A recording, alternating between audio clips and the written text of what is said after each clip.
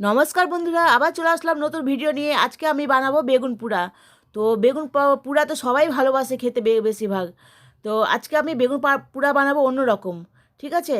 তো আমি বেগুনটা এভাবে কেটে নিয়েছি, দেখে নিলাম ভিতরে কিছু আছে কি নাই। ওর মধ্যে রসুন দিয়ে দিলাম। রসুন দেওয়ার পর ওর মধ্যে তোমরা যদি পারো একটা কাঁচা লঙ্কা দিলেও হবে, কিন্তু আমি রসুনটা দিয়েছি, কাঁচা লঙ্কাটা পরে দিব। ভালো করে উপর থেকে তেল মাখিয়ে নিয়েছি। তেল মাখিয়ে নেওয়ার পর ওটাকে আমি ভালো করে এবার পুড়িয়ে গ্যাসের উপরে পুরাতে দিয়ে দিলাম। ঠিক আছে? তো এই সেম টু সেম একবারে আর দ্বিতীয় বেগুনটাই সেম ওটাই করলাম। রসুন ভরে উপর থেকে তেল মাখিয়ে দিলাম ভালো করে, একবার কচলাই কচলে কচলে। তো তেল মাখিয়ে দিয়ে দেওয়ার পরে ওটাকে ভালো করে এবার আমি মানে ঘুরিয়ে ঘুরিয়ে ঘুরিয়ে ঘুরিয়ে এটাকে আমি পুড়িয়ে নিব। তো স্কিমটা নিজের পছন্দ মতন, মানে যেমন মনে হয় ওইভাবে স্কিম কম বেশি করে বেগুনটাকে পুড়িয়ে নিতে হবে। একবারে পুরো কালো হয়ে যাবে আর ভিতর থেকে দেখবে যে সেদ্ধ হয়ে গেছে।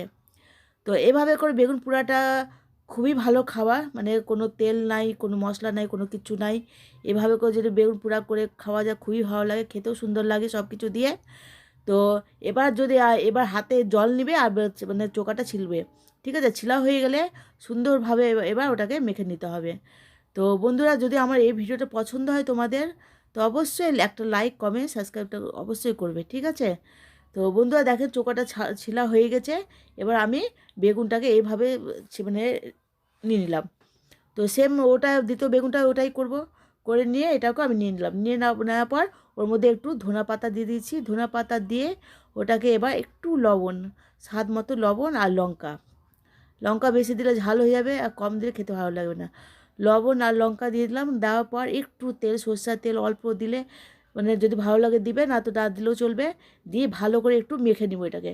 গরম গরম ভাতের সঙ্গে মুড়ির সঙ্গে সেই লাগে খেতে।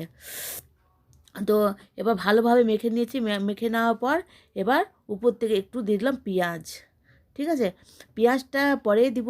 রসুনটা দিয়ে দিলাম, মানে রসুনটা সেদ্ধ হয়ে গেছে, রসুনটা ভালো করে উপর থেকে দিয়ে দিলাম। দেওয়ার পর এটাকে মেখে উপর থেকে একটু পেঁয়াজ দিয়ে দিলাম।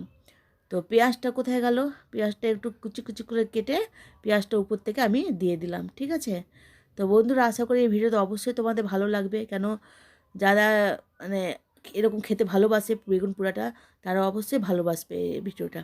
তো তোমাদের যদি ভালো লাগে বন্ধুরা, অবশ্যই একটা লাইক কমেন্ট করবে। ঠিক আছে?